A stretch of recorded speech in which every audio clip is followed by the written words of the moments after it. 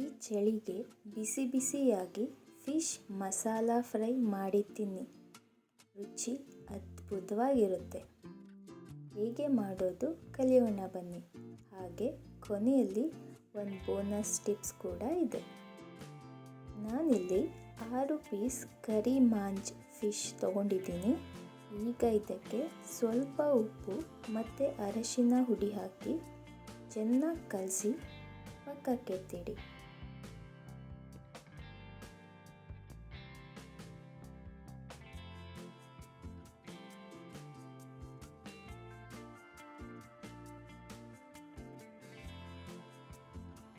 ಇವಾಗ ಮಸಾಲ ರೆಡಿ ಮಾಡೋಣ.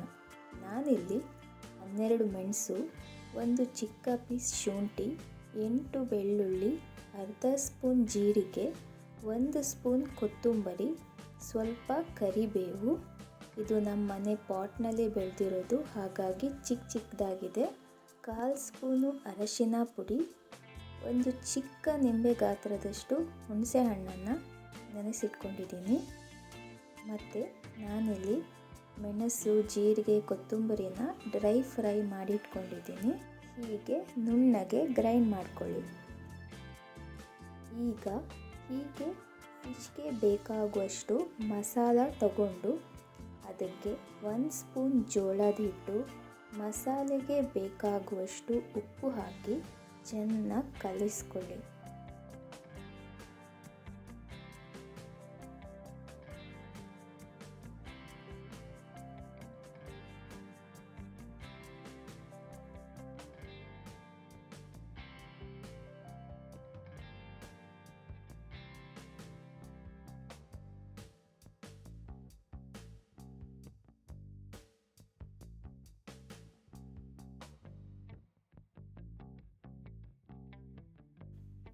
ಹಾಗೆ ಒಂದೊಂದು ಫಿಶ್ಗೆ ಹೀಗೆ ಮಸಾಲ ಹಚ್ಕೊಂಡು 20 ನಿಮಿಷ ಪಕ್ಕಕ್ಕೆತ್ತಿಡಿ.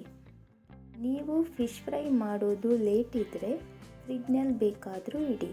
ಆದರೆ ಫಿಶ್ ಫ್ರೈ ಮಾಡೋ ಅರ್ಧ ಗಂಟೆ ಮುಂಚೆನೇ ಫಿಶ್ನ ಹೊರಗೆತ್ತಿಡಿ, ಇಲ್ಲ ಅಂದರೆ ಫ್ರೈ ಚೆನ್ನಾಗಿ ಬರಲ್ಲ.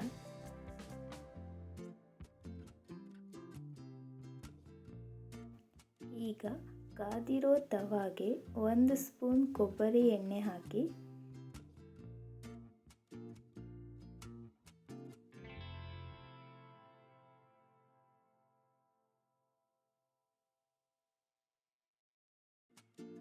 ಹೀಗೆ ಮಸಾಲಾನ ಫಿಶ್ಗೆ 2 ಕಡೆ ಮೆತ್ತಿ ತವಾ ಮೇಲೆ ಹಾಕಿ 2 ಕಡೆ ಚೆನ್ನಾಗಿ ಬೇಯಿಸಿದರೆ ರುಚಿಯಾದ masala fish fry ready.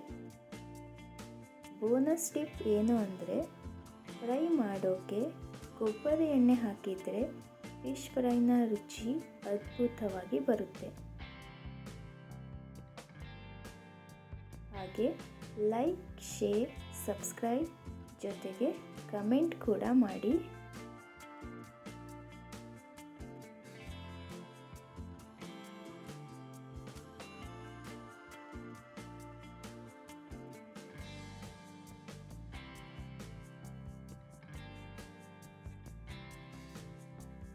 Fry ಮಾಡುವಾಗ ಬೇವಿನ ಸೊಪ್ಪನ್ನು ಮೇಲೆ ಹೀಗೆ ಉದುರಿಸ್ಕೊಂಡ್ರೆ ಫ್ರೈನ ಘಮ ಇನ್ನೂ ಚೆನ್ನಾಗಿರುತ್ತೆ.